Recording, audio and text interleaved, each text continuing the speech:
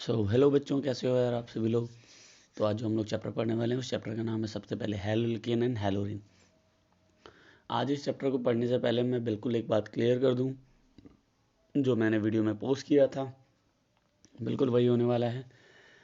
6 घंटे में आपको पूरा चैप्टर खत्म होने वाला है बच्चों, वो भी एक एक घंटे में एक एक चैप्टर। हो सकता है कुछ 40 मिनट में भी हो जाए यार, मुझे खुद भी आइडिया नहीं है क्योंकि ये वीडियो पहली बार मैं स्टार्ट भी कर रहा हूँ सही से। तो आइए चलिए बिना टाइम वेस्ट किए हम लोग सबसे पहले बात करते हैं इस टॉपिक के जिसका नाम है हैलोल्केन और हैलोरिन। सबसे पहले मैं आप सभी बच्चों से एक छोटा सा सवाल ही पूछना चाहूँगा भाई, आप ना हैलोल्केन का मतलब समझते ही क्या हो। देखो haloalkane derive from the two word, एक है हैलो, दूसरा है एल्केन। अच्छा आप बताओ हैलो का मतलब बच्चों क्या होता है, होगा हैलोजन। सीधी सी बात है भाई, क्या होता होगा हैलोजन। और एल्केन तो सारे बच्चे जानते हो, अरे भाई जो सब सिंगल बॉन्ड से जुड़े होते थे। तो जैसे मान लो ये RH जो मैंने लिखा है ना, इसको मैं ऐसे कह देता हूँ कि ये भाई H है, ये भी H है, ये भी H है, ये भी H है। अरे CH4, ये CH3 होता तो इसको मैं R बोलता। CH3 मतलब जानते हो ना एल्किल ग्रुप भाई। तो R के साथ अगर एक H मैंने जोड़ दिया तो ये पूरा क्या हो गया मेरा एल्केन। अब मान लो इसके पास कौन आ रहा है, इसके पास कौन आ रहा है भाई हैलोजन। तो अगर हैलोजन आएगा तो याद रखना एक हाइड्रोजन ना वो हट जाएगा, मतलब वो CH3 तो एज इट इज रहेगा। ये CH3 में कोई बदलाव नहीं आएंगे भाई।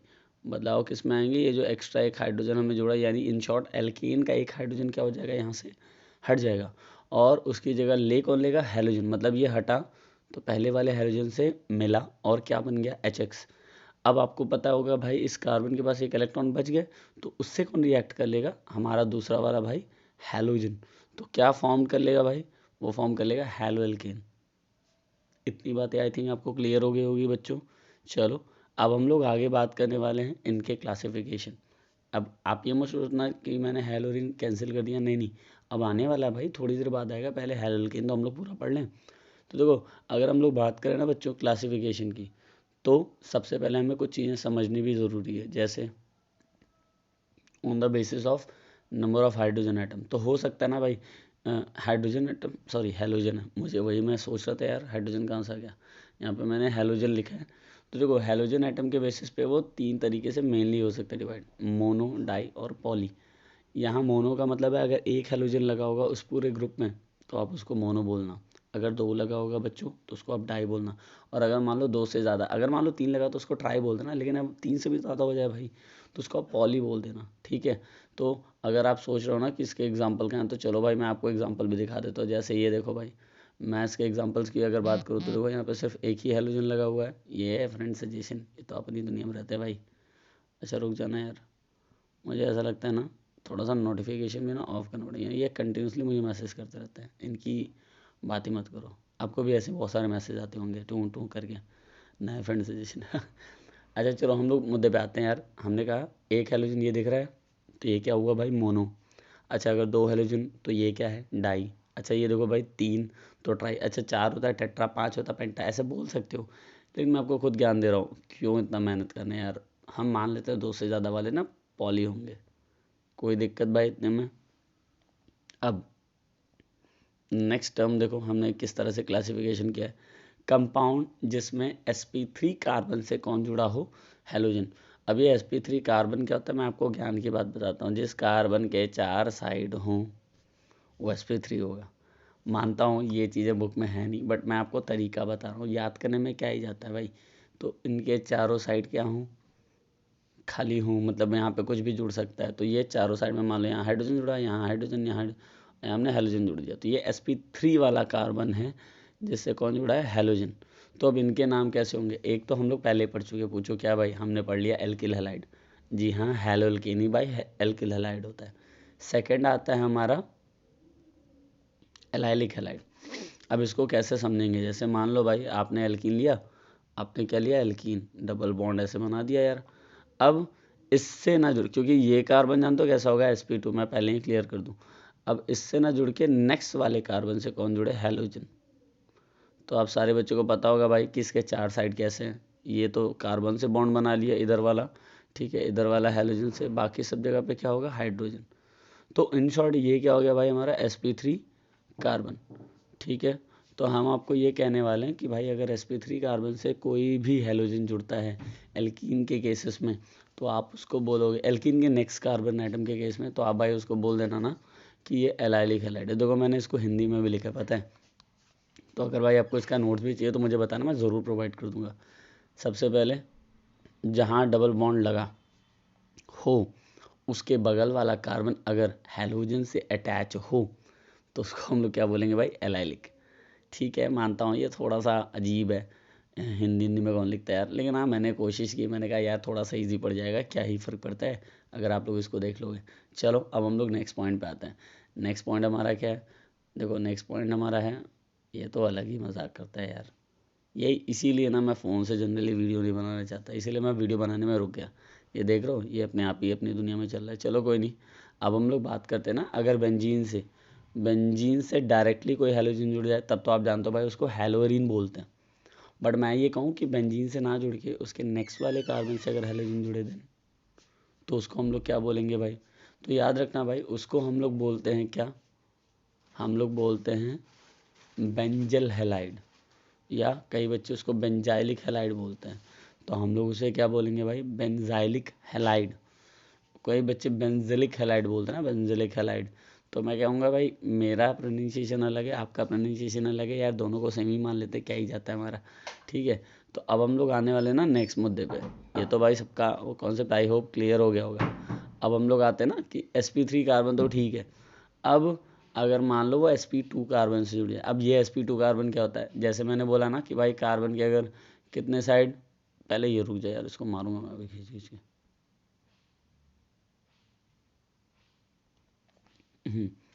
मैंने आपको कहा था ना जैसे कार्बन के 4 साइड होंगे तो आप उसको sp3 बोल दोगे, बट अगर बच्चों कार्बन के 3 ही साइड हों, कार्बन 4 इलेक्ट्रॉन शेयर करता है, 2 इधर का लिया और इधर, तो आप उसको क्या बोलोगे, उस कार्बन को आप बोलोगे sp2।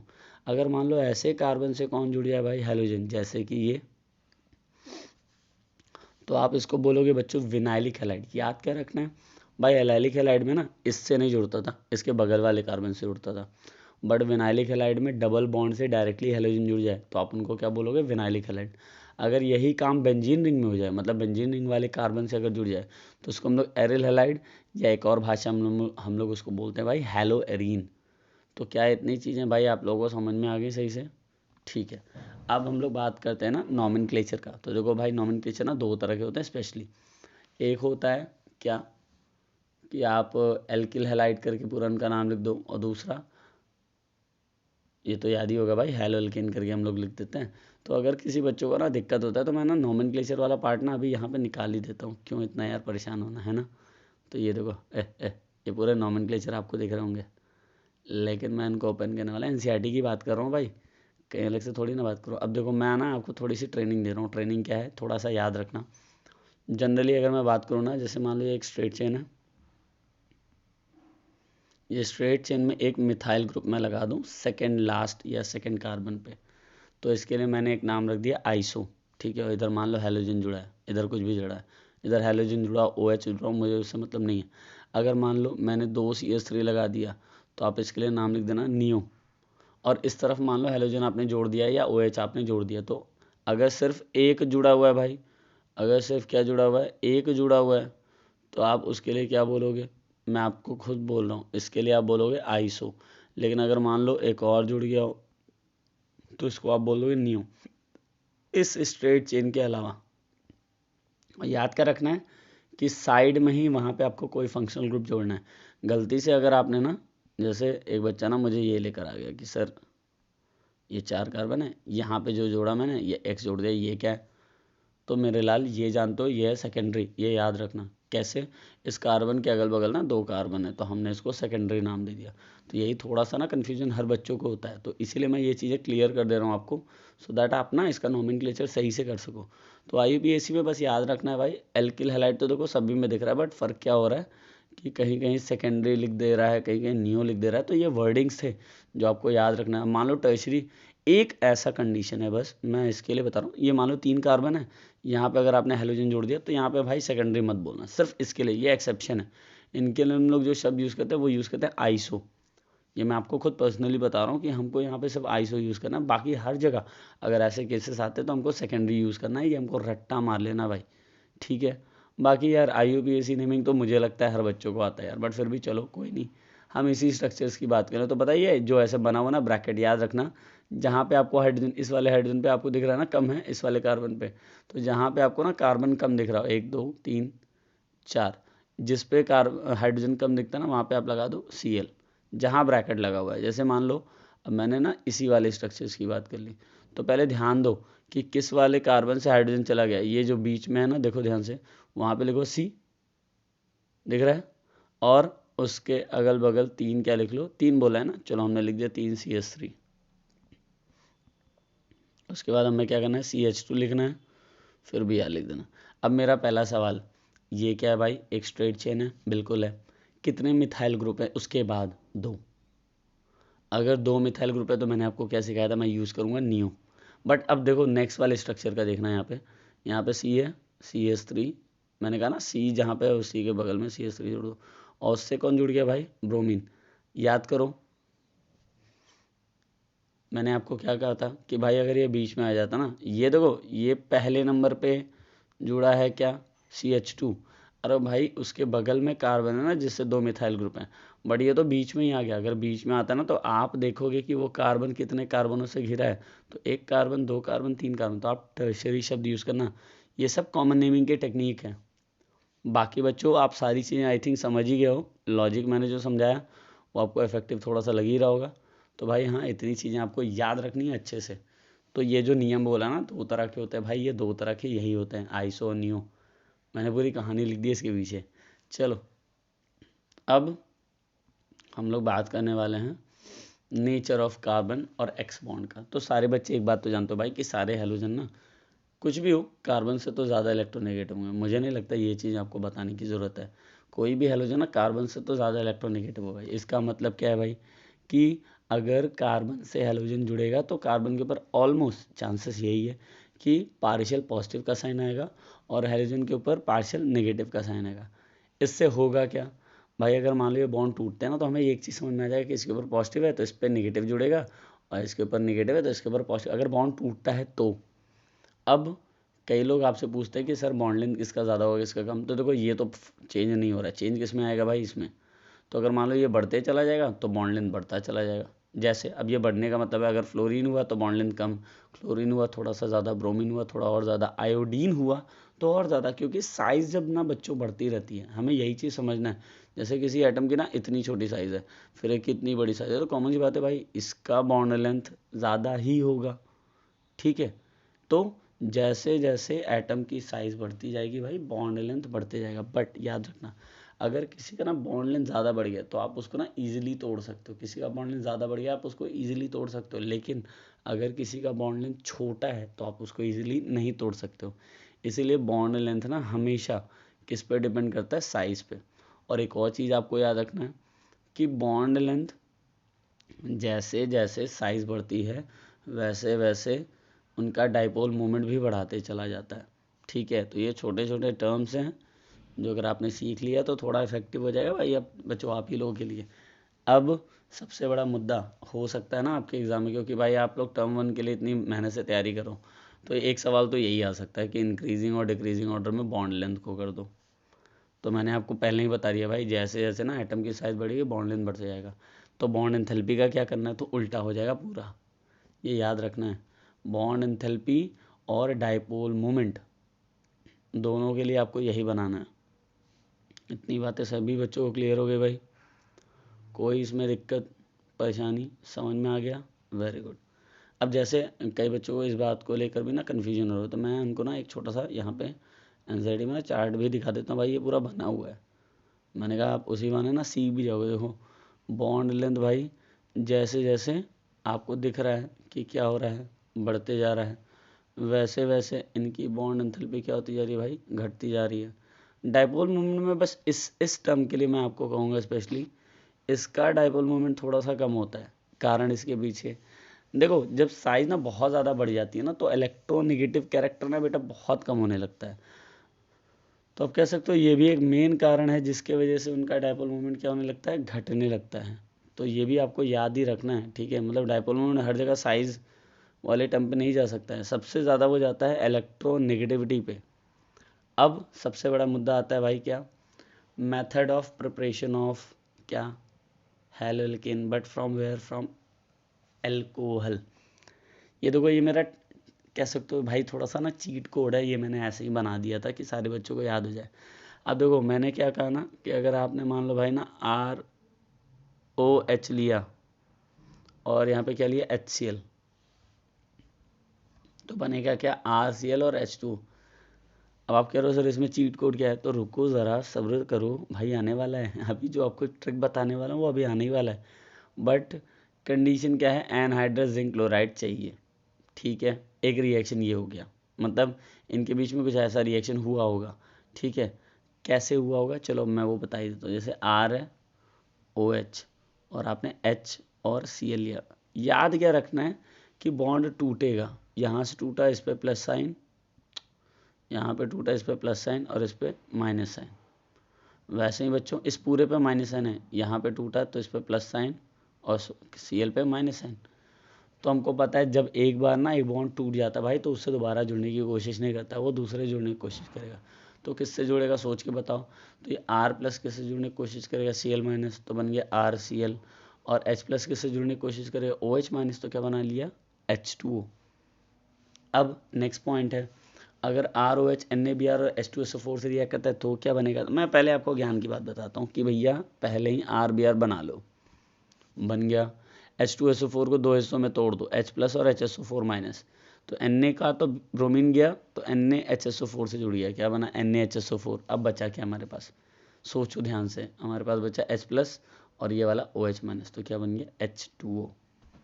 ये तरकीब मैं आपको इसलिए बता रहा हूँ बच्चों क्योंकि आपको हर रिएक्शन लर्न हो जाए। नहीं तो मैं भी कह सकता हूँ कि भाई चलो ऐसे ही ऐसे होता है, आप ऐसे पढ़ लेना, तो वो थोड़ा टिपिकल होने लगता है ना कि यार हमें समझने में ना थोड़ा डिफ़िकल्टीज होने लगता है। तो अब ये नेक्स्ट वाला रिएक्शन भाई थोड़ा सा नीचे आ जाए यार, हाँ ठीक है। अब ये जो नेक्स्ट वाला रिएक्शन है ना ये भी ना थोड़ा सा इंपॉर्टेंट है। जैसे ROH आपने लिया PX3, अभी तक देखो मैं तब से क्या तोड़ रहा हूँ, OH और R अलग अलग तोड़ रहा हूँ प्लस और माइनस में। तो ये बनाएंगे क्या, आपने ना 3 ROH ले लिया तो समझना 3R प्लस 3X माइनस, तो 3RX बन गया। अब बचा क्या हमारे पास 3OH माइनस और 1P। तो ये या तो आप इसको ऐसे लिख सकते हो POH पे थ्राइस, या तो आप ये भी लिख सकते हो H3P फिर O3, देखो हमने वही लिख दिया, ये फॉर्मेशन होगा। मतलब इन तीन रिएक्शन में R प्लस और OH माइनस में टूटेंगे, पूरा रिएक्शन हमें समझ में आ गया। अब बचे हुए कौन रिएक्शन, ये दोनों भाई, ठीक है। ये वाला तो वैसे ही बेटा जैसे यहाँ पे मैंने आपको बताया था, ठीक है। अब इन दोनों रिएक्शनों में क्या होगा, मैं पहले ही क्लियर कर दूं भाई, इसमें ना जो ROH है ये 3 हिस्सों में टूटेंगे, R minus sorry plus, O पे -2, H पे प्लस। अगर ये 3 फॉर्म में टूट रहा है इसका मतलब है SOCl2 भी 2 हिस्सों में नहीं 3 हिस्सों में टूटेगा। अरे यार रुक जा भाई।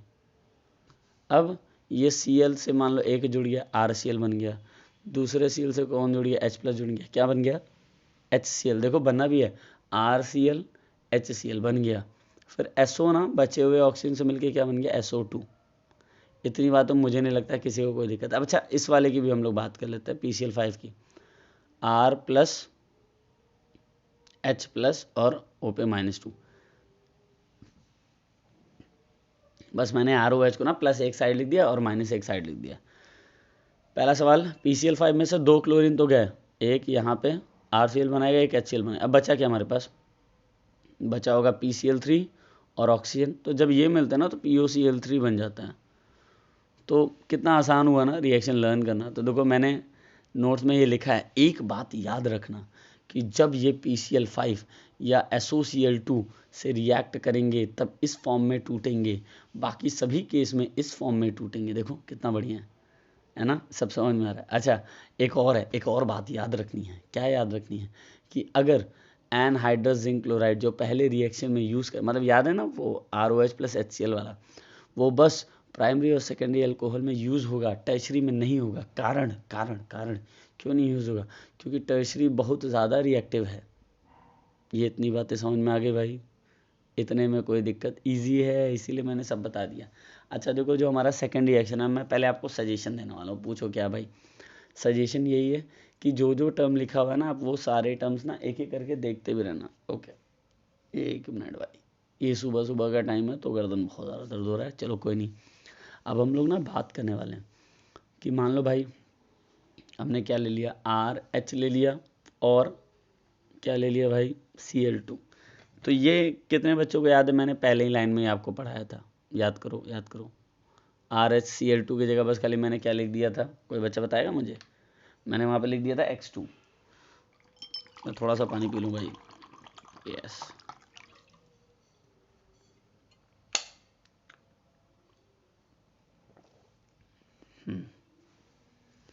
चलो अब हम लोग आने वाले हैं भाई नेक्स्ट मुद्दे पे। अच्छा हमारा भाई नेक्स्ट मुद्दा है ही क्या? ओके, नेक्स्ट मुद्दा हमारा बस ये है कि अगर हमने एल्केन लिया, हैलोजन से रिएक्ट करना, लेकिन याद रखना ये इजीली रिएक्ट नहीं होते बच्चा। ये कब होते हैं? जब यूवी लाइट का प्रेजेंस हो या हीट हो हाई टेम्परेचर पे, तब जाके ये क्या बनाएंगे, तब जाके ये बनाते बेटा RX, यानी एल्किल हैलाइड इजीली ये फॉर्म्ड नहीं करते हैं। देखो यहाँ पे लिखा भी है, जहाँ फर्स्ट लिखा हो, अब फर्स्ट मतलब क्या है, देखो हम पूरा रिएक्शन ना लिखने जा रहे हैं, वो फर्स्ट वाला आंसर है। कितना बढ़िया से लिखा मैंने। जैसे मान लो भाई आपने R की जगह ना CH3 ले लिया, मेरी बात समझना, अगर आपने ना R की जगह CH3 ले लिया और H मतलब CH4 है, Cl2 अगर लिया तो प्रोडक्ट देखो क्या बनेगा, CH3Cl बन जाएगा। ओके, इतनी बातें समझ में आ गई। अब दूसरा है, अगर मान लो आपने एल्कीन ले लिया और HX आप लो, तो मैं पहले ही क्लियर कर दूं भाई, ये मार्कोनिकॉफ रूल को फॉलो करेगा तब तक जब तक आप परऑक्साइड ना ले लो, वो भी सिर्फ किस केस में, HBr के केस में, और किसी केस में एंटी मार्कोनिकॉफ चलता भी नहीं है, ये भी हमें याद रखना है। तो हमने HX लिया, HX जब हम लेंगे तो क्या बनेगा प्रोडक्ट, सुनो, 2 कार्बन है तो 2 कार्बन, एक पे हाइड्रोजन जुड़ेगा एक पे हैलोजन जुड़ जाएगा। अगर मान लो आपने ऐसे वाला एल्कीन ले लिया, ध्यान से समझना यहाँ पर, तो आपको पता होगा भाई यहाँ CH2 लगा होगा, यहाँ CH लगा। अब सवाल ये है अब कौन सा प्रोडक्ट बनेगा, तो अब ये वाला प्रोडक्ट बनेगा। इसका मतलब क्या है, मार्कोनिकॉफ क्या कहता है भाई, ये याद रख लेना कि जिस कार्बन पे हाइड्रोजन कम होते हैं वहाँ कौन जाके जुड़ता है भाई, हैलोजन, और जिस कार्बन पे हाइड्रोजन ज़्यादा होते हैं वहाँ पे कौन जाके जुड़ता है, हाइड्रोजन ही जाके जुड़ता है। तो यही कहता है हमारा मार्कोनिकॉफ रूल। ये मार्कोनिकॉफ भैया मैं ऐसे ही समझाते हैं।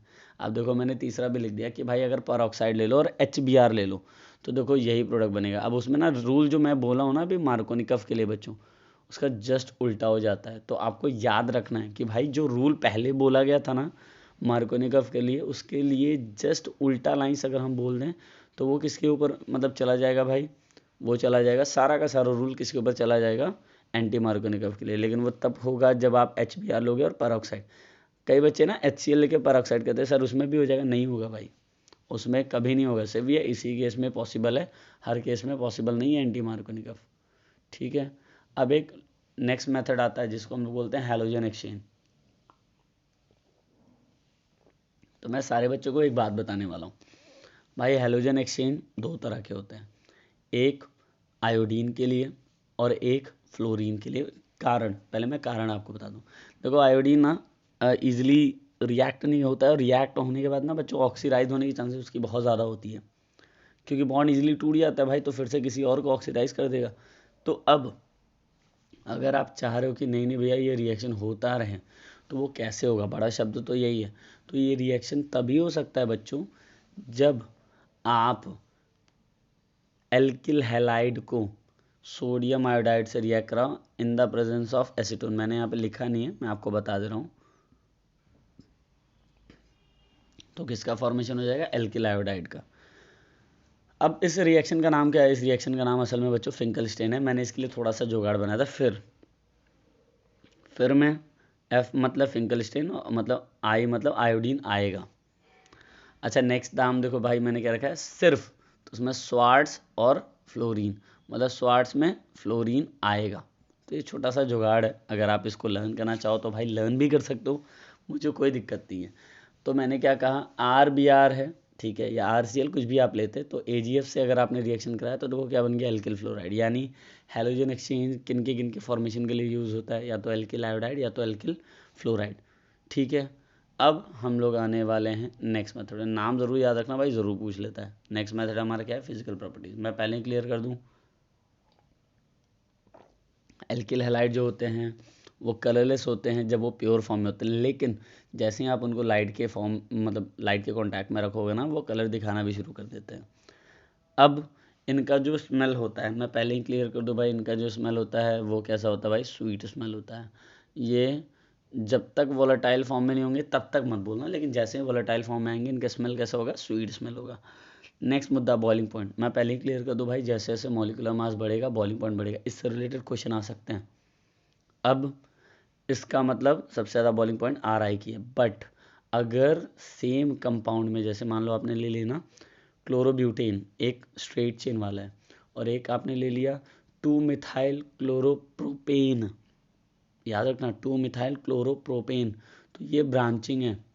जब ब्रांचिंग होगी तो याद रखना बॉइलिंग पॉइंट घटने लगता है। इसीलिए देखो मैंने 2 डेरिवेशन बनाए हैं। पहला, boiling point is directly proportional to molecular mass और inversely proportional to branching. Solubility inversely proportional होता है, क्योंकि भैया जैसे जैसे ना कार्बन बढ़ते रहते हैं हाइड्रोफोबिक नेचर बढ़ने लगेगा। और आपको याद क्या रखना है भाई, जब हाइड्रोफोबिक नेचर ना भाई बढ़ने लगेगा तब तो सारे नियम ही गलत हो जाएंगे। तो ये चीज़ हमें अपने हिसाब से याद रखना है। इसके लिए कोई आपको आएगा नहीं मदद करने कि हाँ ऐसे ऐसे इसको रन करो। अच्छा चलो, अगर मान लो हमको ना बेंजीन रिंग में हैलोजन जुड़ा हो, उसके लिए क्या है, सबसे ज़्यादा बॉइलिंग पॉइंट भाई किसका होगा, पैरा का, दूसरे नंबर पे ऑर्थो का, और सबसे कम मेटा का। ये हमें लर्न कर लेना है, कारण पैरा का सबसे ज़्यादा क्या होता है, सिमेट्री पोजीशन की वजह से। अब नेक्स्ट पॉइंट है, नेक्स्ट पॉइंट हमारा क्या है भाई, केमिकल रिएक्शन ऑफ हैलोजन। तो वो जो बच्चे ना ये पॉइंट समझ गए, इनका पूरा हैलोजन खत्म हो जाएगा। जैसे सबसे पहला होता है न्यूक्लियोफिलिक सब्स्टिट्यूशन रिएक्शन। मैं पहले ही क्लियर कर दूं हर बच्चों को, न्यूक्लियोफिलिक सब्स्टिट्यूशन रिएक्शन 2 तरह के होते हैं। सबसे पहला भाई SN2, दूसरा SN1। ओके। एलिमिनेशन रिएक्शन वो भी 2 तरह के, या तो एक नॉर्मल बीटा एलिमिनेशन और एक बीटा एलिमिनेशन बाय सेज़ेफ रूल। फिर थर्ड होता है ग्रिग्नार्ड रिएक्शन, और फिर उसी में होता है वुड्स रिएक्शन। ये कैसे होगा, जब रिएक्शन विद मेटल होगा। अब एक काम करते हैं ना बच्चों, हम लोग इसको ना 1 बाय 1 एक एक चीज़ें करके समझ भी लेते हैं। देखो सबसे पहला वर्ड है SN2, इसको बोलते हैं हम लोग सब्स्टिट्यूशन न्यूक्लियोफिलिक बायोमोलिकुलर। देखो इसमें मैंने वर्डिंग्स लिखे हैं, अगर आपने मेरे वर्डिंग्स को भी पढ़ पाओ ना तो शायद आपको सब कुछ समझ में आने लगे। मैंने लिखा है इसमें दोनों मॉलिक्यूल रिएक्ट करते हैं, जैसे एल्कोहल लिया, सॉरी एल्कोहल कह रहा हूँ, हैलोएल्केन लिया, और इधर OH। ये जहाँ पे दूसरा न्यूक्लियोफाइल है उधर से ये वाला न्यूक्लियोफाइल कभी अटैक नहीं करेगा, क्योंकि ये प्राइमरी है। ठीक है, तो अब ये कहाँ से अटैक करेगा, पीछे से अटैक करने गया, देखो ऐसे ही अटैक कर रहा है। तो जब OH का बॉन्ड स्ट्रांग होना शुरू होगा तो क्लोरीन का बॉन्ड भाई क्या होना शुरू होगा, वीक। और एक ऐसा स्टेज आएगा जब OH पूरी तरीके से धाक जमाने लगेगा इस पर्टिकुलर कार्बन पे, और क्लोरीन को क्या कर देगा, बाहर निकाल देगा। 2-3 चीज़ें जो इसमें पूछा जा सकता है। पहला, SN2 कितने स्टेप में होता है, एक स्टेप में।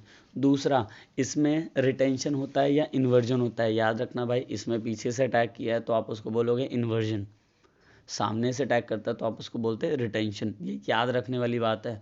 ठीक है, अब हम इसकी भी बात कर लेते हैं SN1 की। SN1 में पहले सिंगल मॉलिक्यूल खुद बॉन्ड तोड़ेगा, देखो मैंने लिखा है, फिर दूसरा अटैक करेगा। अच्छा आप खुद सोचो, सिंगल मॉलिक्यूल खुद बॉन्ड कब तोड़ेगा, जब भाई प्लस आई कैरेक्टर बहुत ज़्यादा हो जाए। तो प्लस आई कैरेक्टर देखो यहाँ पे CH3 है, आपको पता है ये प्लस आई कैरेक्टर शो करते हैं। कैसे शो करते हैं भाई, जब का एल्किल ग्रुप अपना इलेक्ट्रॉन इस तरफ शिफ्ट करेंगे, ये भी इस तरफ शिफ्ट करे, ये भी इस तरफ, तो ये बीच वाला जो कार्बन है ना भाई, ये कार्बन डेंस हो जाएगा। ये क्या हो जाएगा, कार्बन डेंस।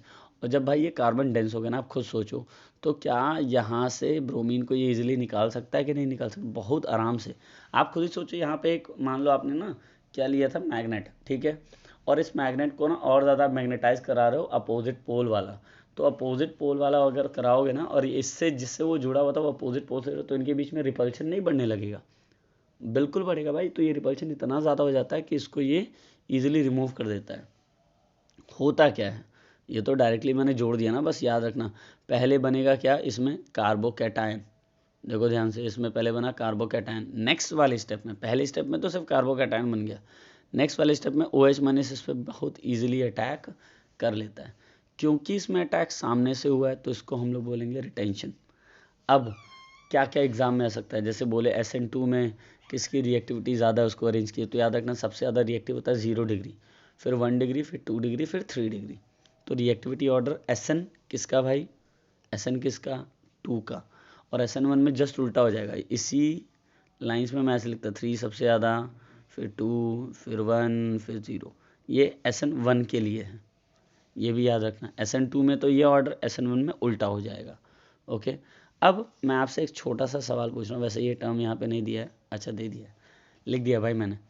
मैं पूछूँ रिएक्टिविटी ऑफ हैलाइड, हैलाइड में कौन सबसे ज़्यादा रिएक्टिव है, तो याद रखना भाई जिसका बॉन्ड लेंथ सबसे ज़्यादा वो सबसे ज़्यादा रिएक्टिव होगा। दोनों केस में ऐसा नहीं है, हैलो मान लो आप ले रहे हो SN2 रिएक्शन या SN1, दोनों केस में ये सबसे ज़्यादा रिएक्टिव होगा। फिर एल्किल ब्रोमाइड, फिर एल्किल क्लोराइड, सबसे कम एल्किल फ्लोराइड।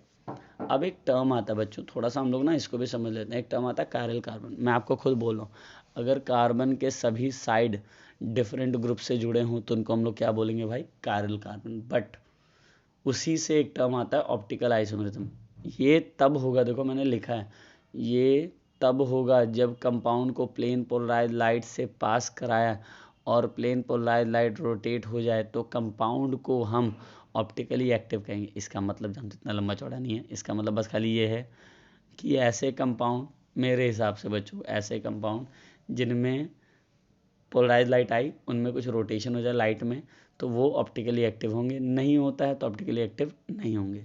अगर मान लो कंपाउंड पे प्लेन पोलराइज लाइट भाई पास कराया गया और वो राइट साइड में कंपाउंड थोड़ा सा रोटेशन कर दे तो उनको हम लोग बोलते हैं डेक्स्ट्रो रोटेटरी।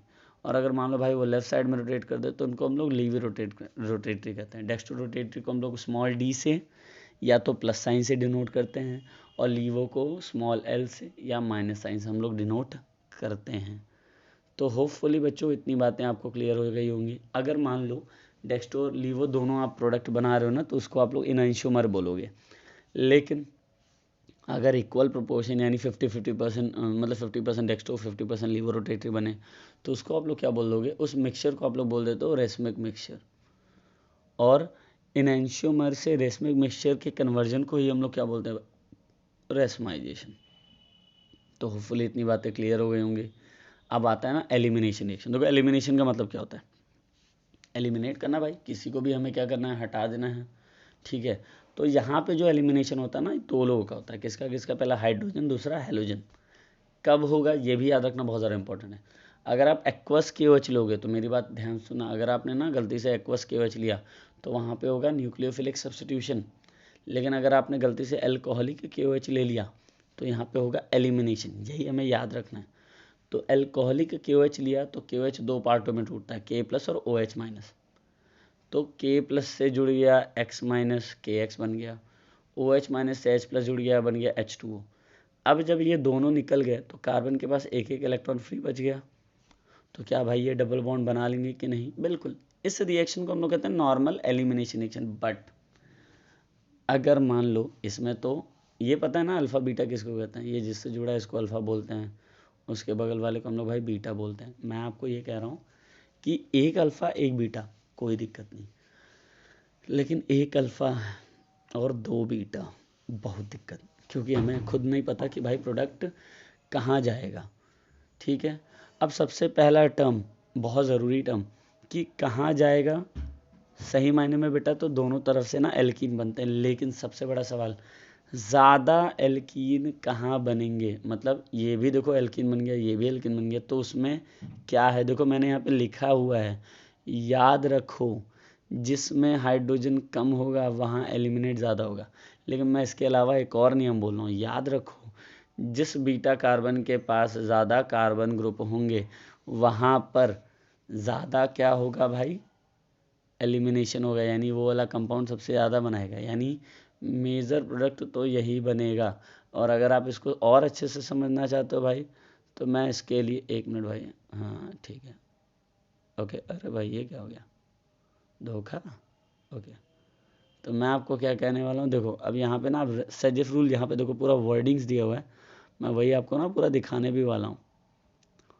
ये हो गया, ठीक है ठीक है ठीक है, ये तो एलिमिनेशन भी चल रहा है भाई, बहुत समय लगा मुझे लग रहा है। चलो कोई नहीं, अभी हाथ का पंजा सब दिखा रहा है मैं आपको दिखा, हाँ देखो ये भाई यही है सेजेफ रूल। तो आप सेजेफ रूल यहाँ से भी पढ़ सकते हो। सेजेफ रूल कहता है क्या है, if there is a possibilities of more than one alkene due to the availability of more than one hydrogen beta hydrogen atom, तो कहता है एक alkene as a major product बनेगा। वो कब बनेगा, रूल के according, in a dehydrohalogenation reaction the preferred product is that alkene which has greater number of alkyl group, जिसके पास भाई ज़्यादा नंबर ऑफ एल्किल ग्रुप होगा ना, जिससे डबल बॉन्ड अटैच है। जैसे देखो यहाँ पे एक एल्किल ग्रुप है, यहाँ पे तो कितने हैं, इस कार्बन पे 2 हैं, सॉरी इस कार्बन पे 2 हैं, लेकिन इस पे कितने भाई, एक ही हैं। तो हम किसको प्रेफर करेंगे भाई, जिसमें ज़्यादा होंगे, बस वही बात है। तो सबसे ज़्यादा किससे बनेगा भाई, जिसमें ज़्यादा होंगे, ठीक है। तो हमको ये बात समझ में आ गया, यहाँ पे 2 कार्बन, यहाँ पे 1 कार्बन, तो भैया जिधर कार्बन ज़्यादा उधर वाले क्या होंगे, ज़्यादा प्रोडक्ट बनाएंगे। यही हमें याद भी रखना है, ठीक है। तो अब हम लोग आने वाले हैं नेक्स्ट मुद्दे पे, एलिमिनेशन रिएक्शन। होपफुली आपको क्लियर हो गया होगा बच्चों। अब हम लोग आने वाले हैं भाई रिएक्शन विद मेटल्स। सबसे पहले याद क्या रखना है, रिएक्शन विद मेटल में 2 चीज़ें होती हैं। पहला कौन, पहला होता है भाई ग्रिग्नार्ड रिएजेंट, पहला होता है ग्रिग्नार्ड रिएजेंट। होगा कैसे ये, एल्किल हैलाइड को कुछ नहीं करना है, आपको याद रखना बस, एल्किल हैलाइड को ना आप मैग्नीशियम के कांटेक्ट में लाओगे, एल्किल मैग्नीशियम हैलाइड जिसको हम लोग ग्रिग्नार्ड रिएजेंट के नाम से भी कहते हैं, बन जाएगा। लेकिन कंडीशन क्या है, बिना ड्राई ईथर के भाई कुछ बनने नहीं वाला है। बात समझ में आ रहा है, ठीक है। अब याद क्या रखना है, इनमें किसके ऊपर कौन कौन सा चार्ज होता है, ये ज़्यादा इंपॉर्टेंट है। तो मैग्नीशियम के ऊपर भाई पॉजिटिव चार्ज, ब्रोमीन के ऊपर नेगेटिव, इसके ऊपर भी नेगेटिव। फ़ायदा क्या होगा इससे, वो ज़्यादा इंपॉर्टेंट है, मैं बताने जा रहा हूँ। अब मान लो अगर आपने ना वाटर लिया, वाटर, तो ये ना बिल्कुल नया प्रोडक्ट है जो इससे जुड़ा है, मैग्नीशियम हैलोजन से जुड़ा जाता है बिल्कुल, लेकिन इससे जुड़ना चाहे, इससे अच्छा है वो चाहेगा OH माइनस से जुड़ जाए। तो वाटर जैसे ही कांटेक्ट में आएगा ना, तो ये तुरंत OH माइनस से जुड़ना चाहेगा, तो यानी इसको हटा देगा, तो ये जाके किससे जुड़ेगा भाई, H प्लस से। देखो R पे माइनस है और H पे प्लस है, तो क्या बन गया, एल्केन। यानी एक नेगेटिव की जगह दूसरा नेगेटिव आ जाएगा और कुछ नया नहीं होगा। इतनी बातें समझ में आई। अब वुड्स में क्या होता है, वुड्स में भी समझ लेते हैं। दोनों में ना ड्राई ईथर चाहिए, याद रखना, दोनों में ड्राई ईथर का प्रेजेंस चाहिए, ठीक है। तो कोई बात नहीं, अब हम लोग बात करने वाले हैं, मान लो आपने ना एल्किल हैलाइड लिया 2 बार और आपने ले लिया 2 Na, तो आपको मैं क्लियर कर दूं एक बात, चाहे वो Na हुआ चाहे वो Mg हुआ, भाई ये लोग ना हैलोजन से बहुत ज़्यादा अटैच होते हैं, मतलब चाहते कभी भी मिले तुरंत जुड़ जाएंगे। तो ये Na ना तुरंत इस हैलोजन से जुड़ के बन गया NaX। अब दिक्कत किसको है भाई, दिक्कत तो है इनको, यानी एल्किल ग्रुप को। भाई इनका एक इलेक्ट्रॉन तो चला गया, तो ये खुद ही आपस में शेयर करके बना लेते हैं एल्केन। बट नोटिस क्या करोगे आप, एक कार्बन के साथ ब्रोमीन जुड़ा था, लेकिन जो एल्केन बनेगा वो 2 कार्बन वाला बनेगा। यानी वुड्स रिएक्शन में आप मान लो क्लोरोइथेन लेते हैं वुड्स रिएक्शन में, तो ब्यूटेन बन जाएगा।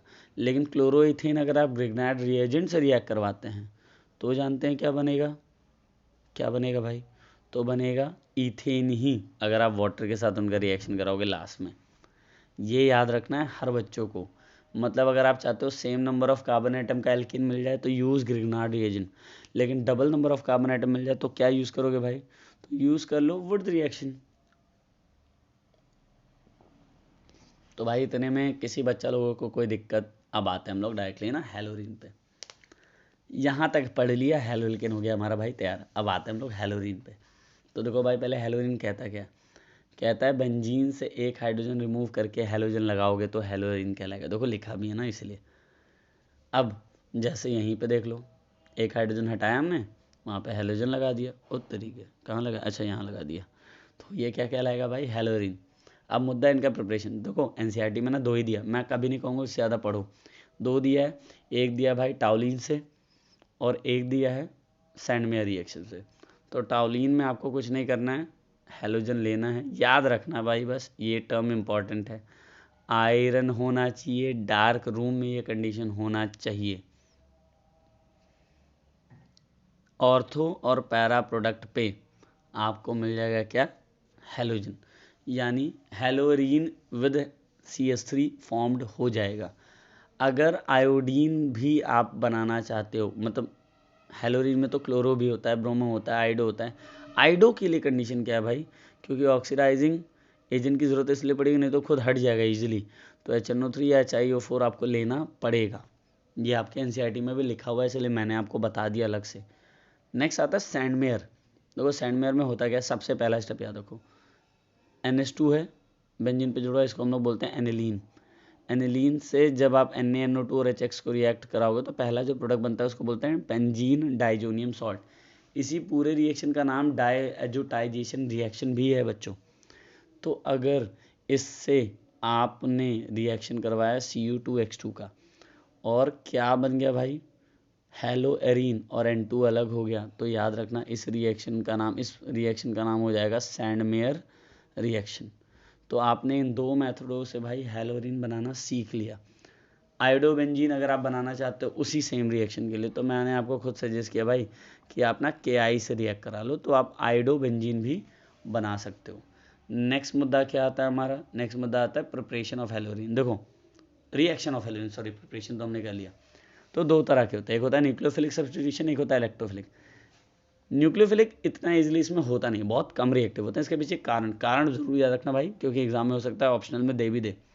क्यों न्यूक्लियोफिलिक सब्स्टिट्यूशन रिएक्शन हेलोरीन का इतना इजीली नहीं हो पाता है, पहला रेजोनेंस इफेक्ट।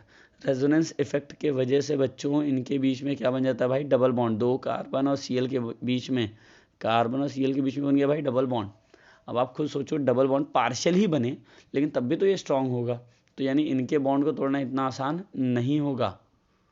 फिर नेक्स्ट टर्म क्या है, sp2 हाइब्रिडाइजेशन। ये बात आप जानते हो कि भैया जिसमें S का कैरेक्टर जैसे जैसे बढ़ता चला जाता है ना, उससे जुड़ा हुआ कोई भी एटम इजीली टूट नहीं पाता है। तो यहाँ पर भी बिल्कुल वैसा ही होगा, लिखा भी देखो मैंने वही है कि due to this bond length is less, भैया पास आ गया तो बॉन्ड लेंथ क्या हो जाएगा, लेस, कार्बन X, और इट इज इम्पॉसिबल,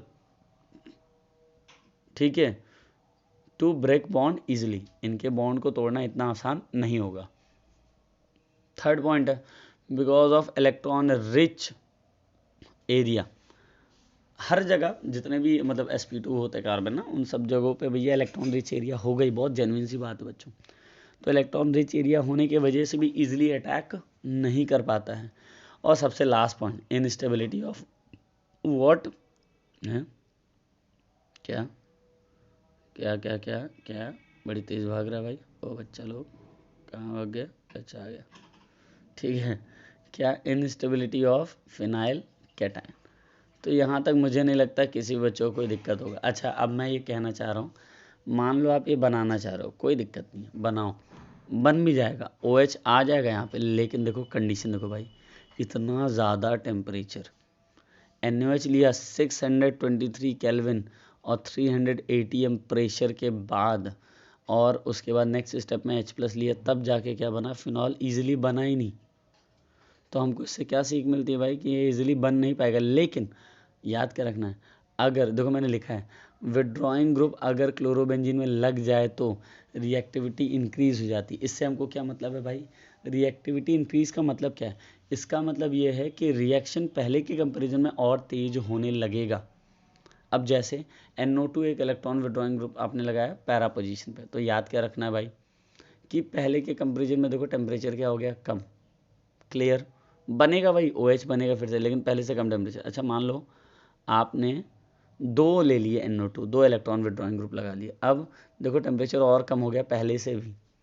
और अगर मान लो बच्चों हमने क्या किया भाई, तीन NO2 यानी 3 इलेक्ट्रॉन विड्रॉ, अब देखो इसमें टेम्परेचर भी नहीं लग रहा है, क्या करना है, बस इसको हीट करना है, यानी रिएक्शन ऑटोमेटिकली भाई बढ़ती चली जाएगी, जैसे जैसे मतलब रिएक्शन की रिएक्टिविटी बढ़ती चली जाएगी, टेम्परेचर की ज़रूरत और कम होती चलेगी जैसे जैसे आप इलेक्ट्रॉन विड्रॉइंग ग्रुप इसमें जोड़ेंगे। तो क्या बच्चों आपको इतनी चीज़ें समझ में आ रही है, इतने में कोई दिक्कत भाई नहीं, ओके। तो अब हम लोग बढ़ने वाले हैं आगे। नेक्स्ट हमारा पॉइंट है इलेक्ट्रोफिलिक सब्स्टिट्यूशन। मैं इसके लिए ना आपको एक खतरनाक जुगाड़ बता रहा हूँ।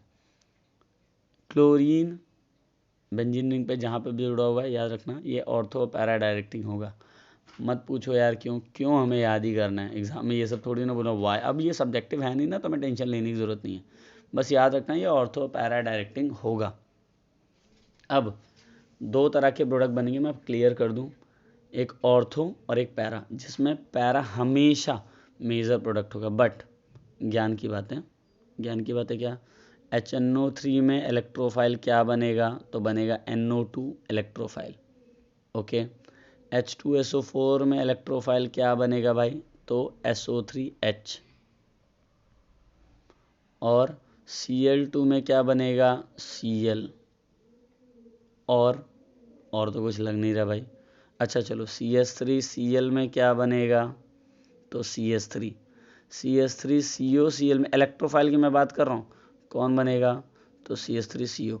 कारण भाई इन पे होगा ना नेगेटिव चार्ज, तो इस पे कौन सा चार्ज, प्लस।